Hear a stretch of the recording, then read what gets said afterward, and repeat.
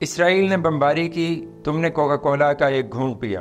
اس دوران غزہ کا ایک اور بچہ شہید ہو گیا، لیکن کہیں کوئی شور نہ مچا۔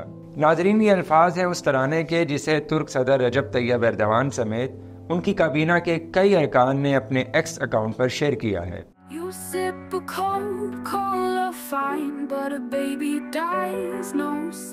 ایک جانب یہ ترانہ غاصب اسرائیل کی جانب سے اہل غزہ پر مظالم اور جارحیت کو واضح کرتا ہے، تو دوسری طرف تمام باضمیر دنیا کو اسرائیلی مصنوعات کا بائیکاٹ کرنے کی تلقین بھی کرتا ہے۔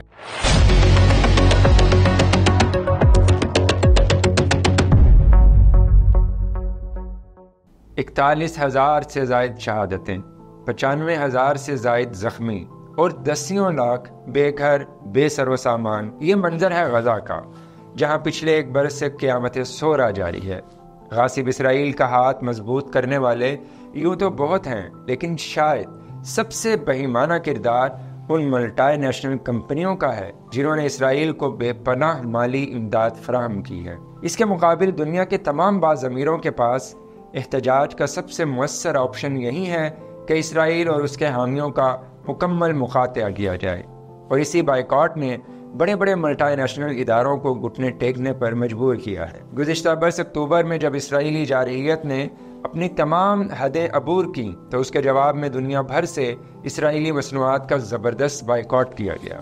بڑی بڑی کمپنیوں نے بائیکاٹ کرنے والوں کے عزم کو مختلف آفرز اور ڈیلز کا لالچ دے کر متزلزل کرنے کی کوشش کی، لیکن تب احتجاج اور بائیکاٹ کی لہر نہیں تھی، لہٰذا یہ حربے کامیاب نہ ہو سکے۔ اس بائیکاٹ موومنٹ کے کئی ثمرات حاصل ہوئے، جن میں چند یہ ہیں۔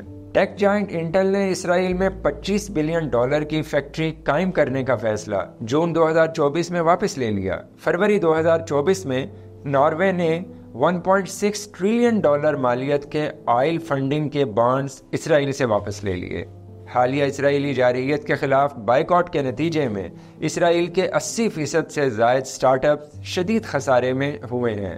جون 2024 کے عالمی سروے کے مطابق 37% لوگ اسرائیلی مصنوعات کا مکمل بائیکاٹ کر رہے ہیں۔ اس سروے میں 15 ممالک کو شامل کیا گیا ہے، جن میں فرانس، امریکہ، برطانیہ، جرمنی اور بھارت شامل ہیں، جبکہ مسلم اکثریتی ممالک میں اس بائیکاٹ کی شرح خاصی بہتر ہے۔ اسی بائیکاٹ نے مشرق وسطیٰ میں سٹار بکس کو 2,000 سے زائد ملازمین کو نکالنے پر مجبور کیا، جبکہ سامسنگ نے اپریل 2024 میں اعلان کیا کہ وہ تل ابیب میں اپنا نیٹ ورک بند کر رہا ہے۔ German sports where company Puma نے دسمبر 2023 میں اعلان کیا کہ وہ اسرائیل کے ساتھ اپنے معاہدوں کی تجدید نہیں کرے گا۔ یہ سب انہی بائیکاٹ کی مہمات کا ہی ثمر ہے، جس نے ایک جانب اسرائیل کے گھناؤنے چہرے کو بے نقاب کیا، بلکہ اسرائیلی معیشت کو بھی ٹگمگانے پر مجبور کیا۔